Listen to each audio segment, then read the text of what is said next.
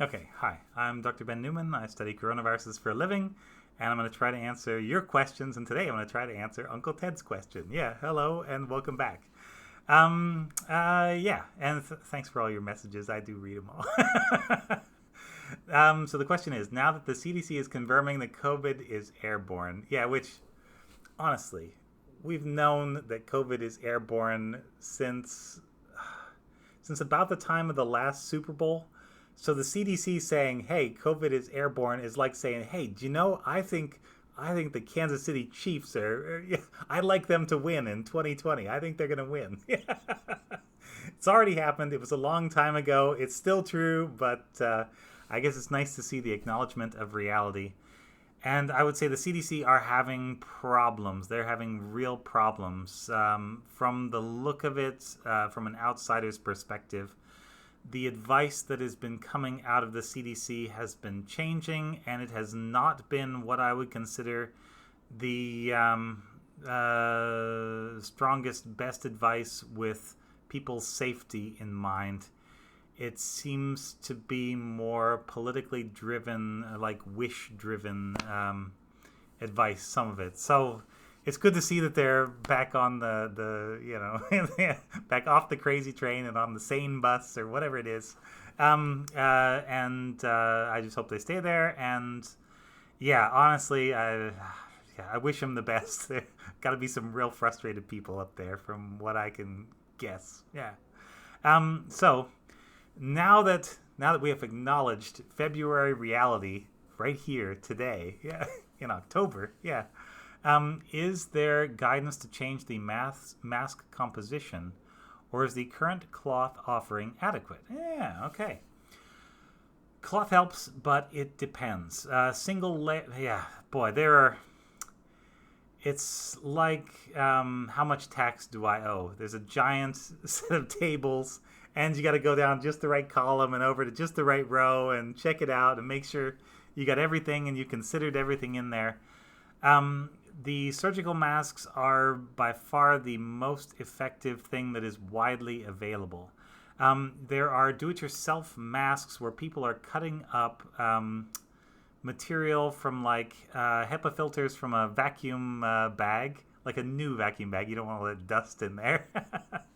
And you can slot those into some masks that have disposable filters. And as long as you do a really good job and there are no like little gaps there, or if you buy one that's pre-made and cut from that sort of material, then those can be quite effective. Those are maybe a step more effective, but it is a small step. Like a surgical mask is pretty good. Single layer cloth masks are kind of 50-50 under normal conditions. About half of the respiratory droplets get out, and it may stop something like half of them. So they're okay. And when you try to force more air through, if you're talking loud, if you're running, if you're singing, if you're doing something and a little bit out of breath, as slightly overweight people such as myself might do from time to time, then those are not as effective as the other masks, like a surgical mask. So the multi-layer cloth mask, yeah, those are pretty good. And there are some of them that have a little extra slot in there where you can put an extra filter. That might help a little bit.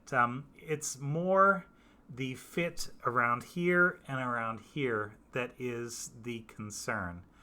With a lot of the debunking videos that you see out there saying that masks don't help, there'll be people that just do not have their mask fit. I was looking around to see if I had a mask. I do, but they're a little bit out of arm's reach.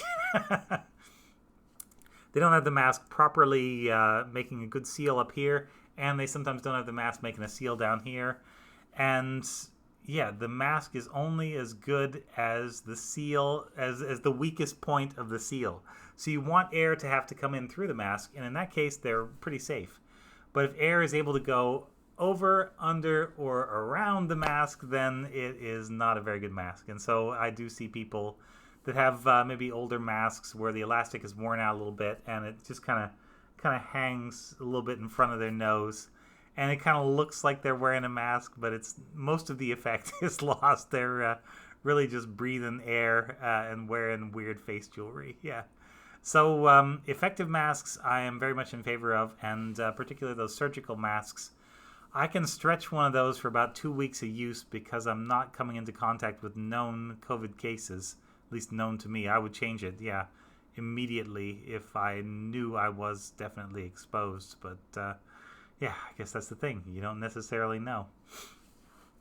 So, no, the main guidance hasn't changed. I wouldn't necessarily look to the CDC to be Johnny on the spot with new guidance, given that they're just now able to acknowledge. I think it's not that they're dumb, it's just that there are a lot of maybe conflicting pressures being put on them.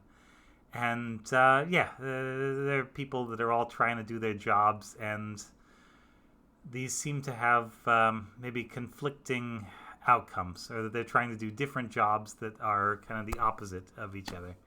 And so we get a mess.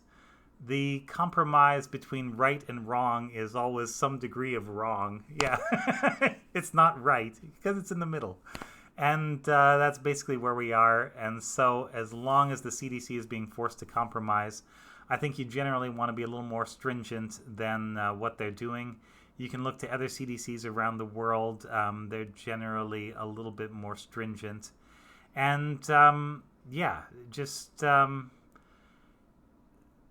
I would love it if everybody took a little more precaution than they thought they needed to. That would really slow things down and help. Because it's always those moments where we let our guard down to do something else that's totally a priority, but potentially leads to exposure. That's where the virus is coming in. And yeah, I just wish we would not do that anymore. So, hope that's some kind of answer to your question, and good to hear from you as always.